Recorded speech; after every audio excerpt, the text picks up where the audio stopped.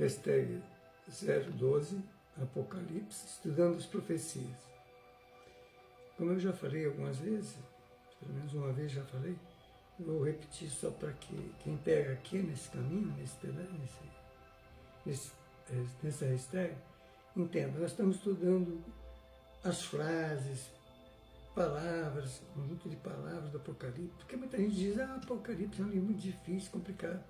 Gente, é só estudar com aqueles que já desvendaram muita coisa nele, porque esse estudo é baseado no conhecimento de uma centena de teólogos, desde lá do Novo Testamento para cá, uma centena. Alguns deles eu cito aqui, não vou citar todos, porque é muita gente, mas tem muita gente que tem similaridade de pensamento, a gente até comenta. Então, não é um estudo que nasceu da invenção da minha cabeça. Eu sou apenas um pesquisador, estudioso já, tem mais de 55 anos que eu faço isso. Não somente isso, claro, eu tive minha profissão, fiz minhas coisas, eu sempre estive ligado nesse estudo, nessa pesquisa. Bom, mas vamos lá. Então, nessa hashtag nós vamos estudar capítulo 1, versículo de 11 a 18. Então vamos estudar essa frase aqui. Qual o significado de o dia do Senhor? Já houve muita polêmica sobre essa frase, dia do Senhor. Né? Então, está nos 10 mandamentos, Moisés deixou claro isso. Êxodo, capítulo 20, versículo 10. Vocês podem pegar lá para conferir. Bom, mas o 7º dia é o sábado do Senhor Deus. Nesse dia não farás trabalho algum, nem tu, nem teu filho, nem tua filha, nem teu servo, nem tua serva, nem teu animal, nem o estrangeiro que está dentro das tuas portas. Em Isaías, 800 anos antes do Cristo, né? Capítulo 58, versículo 13, ele diz, aliás, 800 anos depois de Moisés, perdão, corrigindo, depois de Moisés, 400 anos mais ou menos antes do Cristo, antes da primeira vinda de Jesus. Se desviares o teu pé do sábado e fizer a minha vontade, no meu santo dia, então te alegrarás no Senhor, te deleitarás no Senhor. Então, na verdade, o sábado é o dia em que Deus estabeleceu através de Moisés, né, profeta de Deus, como um dia santo. Né? Tem outros fundamentos isso. Moisés também criou esse dia também para que os escravos descansassem, porque senão eles iam entrar em exaustão. Esse também é outro motivo. Mas é o dia que foi escolhido, que está lá. Então o dia do Senhor, como está aqui, né, no capítulo 1, versículo 11, o significado do dia do Senhor, começa por aí. A gente precisa entender. Agora, por que a gente está falando no sábado? Mais adiante nós vamos entender que houve um problema seríssimo nos governos da humanidade por causa da alteração do sábado para o domingo. Tá?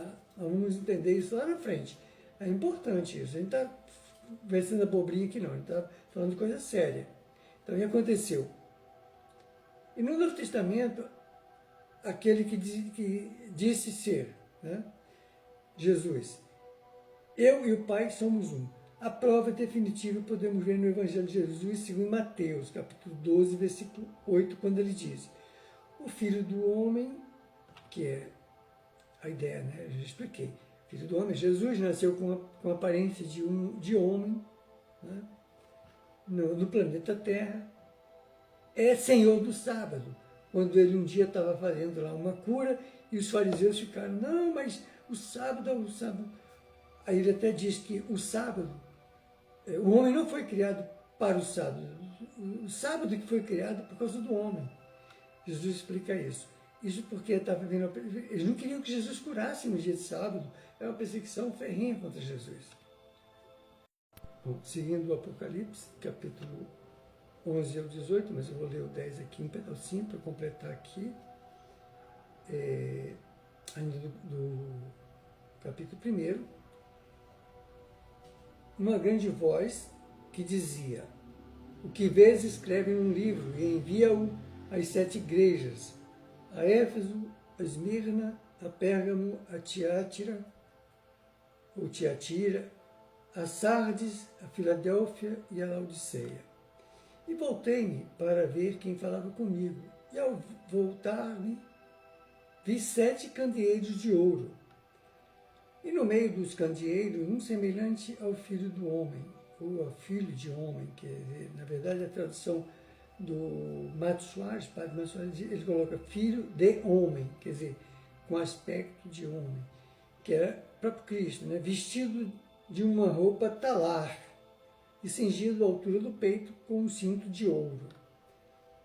E a sua cabeça e cabelos eram brancos como lã branca, como neve, e seus olhos como chama de fogo, e os seus pés semelhante a latão reluzente que fora refinado numa fornalha, e a sua voz como a voz de muitas águas. Tinha ele na sua destra, né, 7 estrelas, e da sua boca saía uma aguda espada de 2 gumes, e o seu rosto era como o sol, quando resplandece na sua força. Quando o vi, caí a seus pés como morto, e ele pôs sobre mim a sua destra, dizendo: não temas, eu sou o primeiro e o último. Eu sou o que vivo, fui morto, mas eis aqui estou vivo para todo sempre, e tenho as chaves da morte e do inferno. Claro, esse aí é o próprio Cristo, né? Virei-me para ver quem falava, isto é, a pessoa de quem vinha a voz. Bom, vamos estudar essas palavras, essas frases agora. 7 castiçais de ouro. Né? Vamos começar por aqui. Qual o significado? Os antitipos do castiçal de ouro, do antigo serviço, né, que era feito no templo, ou na arca, né, quando Moisés estabeleceu isso lá, típico do templo era apenas um castiçal com 7 braços. Aqui se fala de 7 castiçais. São suportes de lã. Vamos entender a linguagem alegórica do Apocalipse, tá? Estamos estudando essa alegoria. Porque é uma visão, né? de praticamente tipo um sonho. São suportes de lâmpadas sobre os quais são postas lâmpadas para iluminar um quarto, né? Um ambiente. E não tem semelhança com o antigo castiçal. Então, o Filho de Homem, isto é, Jesus, o Deus feito homem, surge aqui. Na tradução do Padre Mato Soares, eu já expliquei, né? Que lá do grego ele coloca.